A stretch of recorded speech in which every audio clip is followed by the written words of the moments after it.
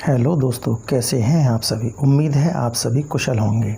मैं LC Sharma academy YouTube channel पर आपका स्वागत करता हूं। तो दोस्तों, आज हम क्लास 10th की एनसीईआरटी की इंग्लिश फर्स्ट फ्लाइट के पोएम 1 डस्ट ऑफ स्नो यानी बर्फ़ के कण। डस्ट का मतलब पार्टिकल्स, तो डस्ट ऑफ स्नो यानी बर्फ़ के कण, इस पोएम का आज हम एक्सप्लेनेशन करेंगे हिंदी में।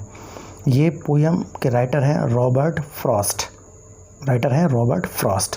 तो पोएम पर चलने से पहले हम इसका ब्रीफ इंट्रोडक्शन देख लेते हैं कि आखिर इस स्टोरी के अंदर क्या दे रखा है। तो चलिए दोस्तों शुरू करते हैं। Brief introduction of the poem. Brief means संक्षिप्त, इंट्रोडक्शन मीन्स परिचय, ऑफ द पोएम मीन्स कविता का। Brief introduction of the poem यानी कविता का संक्षिप्त परिचय। तो शुरू करते हैं। It is a highly symbolical poem. It is a highly means बहुत ज़्यादा, सिम्बॉलिकल मीन्स प्रतीकात्मक, poem means Kavita. It is a highly symbolical poem यानी यह एक बहुत ही प्रतीकात्मक कविता है। एट इट्स सरफेस सतही तौर पर या धरातलीय तौर पर, it tells a very trivial incident. Trivial या ट्राइवियल इंसिडेंट, दो प्रोनाउंसिएशन हो सकते हैं, तो ट्राइवियल या ट्रिवियल। तो it tells a very trivial incident. It tells यह बतलाती है, अ वेरी एक बहुत, ट्रिवियल का मतलब है मामूली सी, इंसिडेंट मीन्स घटना। तो it tells a very trivial incident यानी यह एक बहुत मामूली सी घटना बतलाती है। The poet is standing, the poet कवि इज स्टैंडिंग खड़ा हुआ है, बीनीथ मीन्स के नीचे, अ हेमलॉक ट्री मीन्स एक धतूरे के वृक्ष। हेमलॉक ट्री का मतलब धतूरे का पेड़, धतूरे का वृक्ष। तो the poet is standing beneath a hemlock tree यानी कवि एक धतूरे के पेड़ के नीचे खड़ा हुआ है।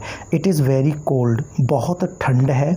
And snow is falling, snow बर्फ़ इज़ फॉलिंग पड़ रही है। एंड स्नो इज़ फॉलिंग और बर्फ़ पड़ रही है। A crow is sitting on one of the branches of the tree. A crow एक कौवा, इज सिटिंग बैठा हुआ है, on one of the branches यानी शाखाओं में से एक शाखा पर, ऑफ द ट्री मीन्स वृक्ष की। तो a crow is sitting on one of the branches of the tree, एक कौवा उस पेड़ की शाखाओं में से एक शाखा पर बैठा हुआ है।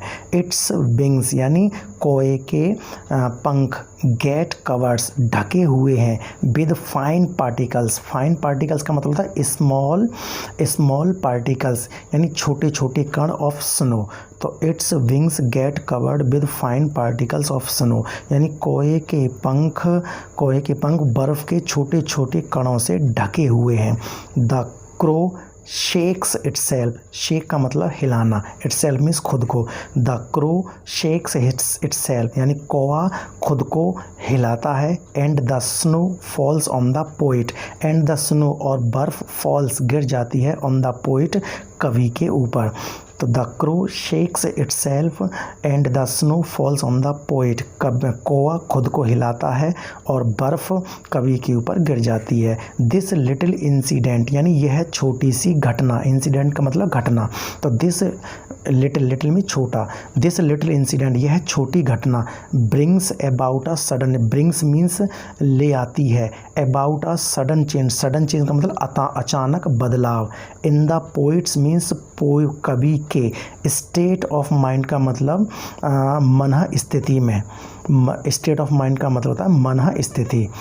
तो this little incident brings about a sudden change in the poets state of mind यानी यह छोटी घटना कवि की मनः स्थिति में अचानक चेंज या बदलाव ले आती है। ही फील्स यानी कवि सोचता है, दैट के it has saved the day rest of his day, it has saved यानी इस घटना ने बचा लिया है, द रेस्ट मीन्स बाकी का, ऑफ हिज डे मीन्स बाकी के उसके दिन को, हिज डे मीन्स उसके दिन को। तो ही फील्स दैट वह सोचता है या महसूस करता है कि it has saved the rest of his day यानी इस घटना ने उसके बाकी के दिन को बचा लिया है। नाउ अब he won't let his day be wasted, यानी अब he won't let his day means अपने दिन को, बी वेस्टेड मीन्स बर्बाद होने देना। तो now he won't let his day be wasted, यानी अब वह अपने दिन को बर्बाद नहीं होने देगा। सिंपली साधारणतया, बिकॉज क्योंकि, द स्नो इज़ फॉलिंग क्योंकि बर्फ़ गिर रही है, लाइक द क्रो कोए की तरह, ही टू वह भी, यानी ही ऑल्सो वह भी, will shake of his inertia, inertia का मतलब होता है जड़ता या अकर्मण्यता, अकर्मण्यता का मतलब होता है काम ना करने की स्थिति, आलस।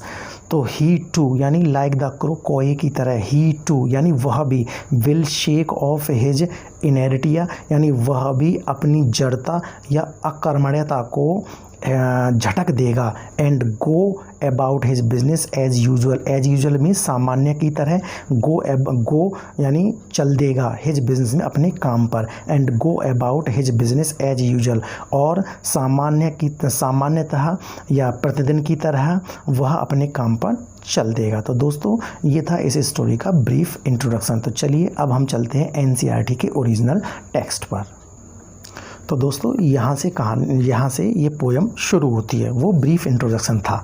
द पोइट सेज दैट, कवि कहता है, क्या कहता है, the way a crow shook down on me, the way means जिस तरीके से, आक्रो एक कोए ने, शूक डाउन का मतलब होता है जर्कड झटक देना, और कास्ट ऑफ, जर्कड और कास्ट ऑफ का मतलब होता है झटक देना या झटक कर गिरा देना।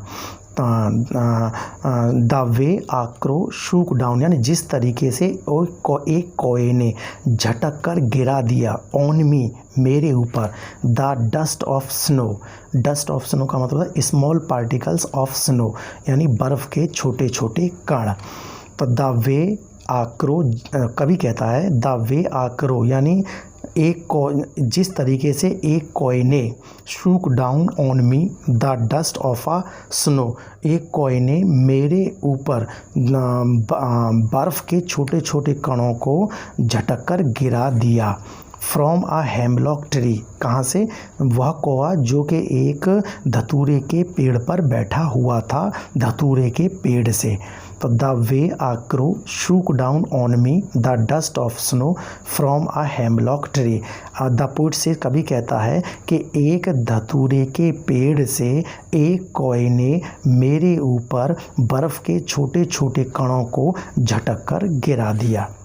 Has given my heart means मेरे मन को या मेरे दिल को, आ चेंज मीन्स एक बदलाव, ऑफ मूड का मतलब मनोदशा, हैज़ गिवन यानी इस घटना ने दे दिया है, माई हार्ट यानी मेरे दिल को या मेरे मन को, आ चेंज ऑफ मूड यानी इस घटना ने मेरी मनोदशा को बदल दिया है, एंड सेव्ड और बचा लिया है, सम पार्ट मीन्स कुछ हिस्सा या कुछ अंश या कुछ भाग, ऑफ अ डे मीन्स मेरे दिन का या दिन का। तो and saved some part of a day यानी और दिन का कुछ हिस्सा या कुछ भाग बचा दिया है। आई हैड रूड का मतलब होता है regretted because of its bad results. तो रूड का मतलब होता है पछता रहा था, यानी जिसके लिए मैं पछता रहा था, यानी जिसके लिए मैं पछता रहा था,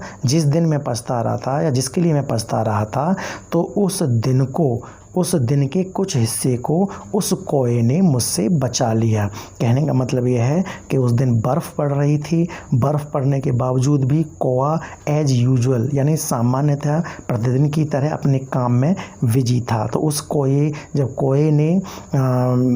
कोए ने धतूरे के पेड़ से कवि के ऊपर वो डस्ट गिरा दी, वो धूल के कण, वो उसके बर्फ़ के कण गिरा दिए, जो कवि धतूरे के पेड़ के नीचे खड़ा हुआ था। तो उसने कहा कि जब कौआ ऐसी बर्फ़बारी में अपने काम में व्यस्त है तो मैं क्यों नहीं इस काम को कर सकता। तो इसलिए उसने कहा है and saved some part of a day I had rued, यानी जिसके लिए मैं पछता रहा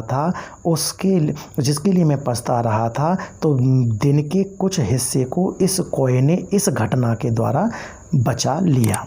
तो दोस्तों अगर वीडियो पसंद आया हो तो वीडियो को लाइक करें, शेयर करें और चैनल को सब्सक्राइब करें। Thank you so much.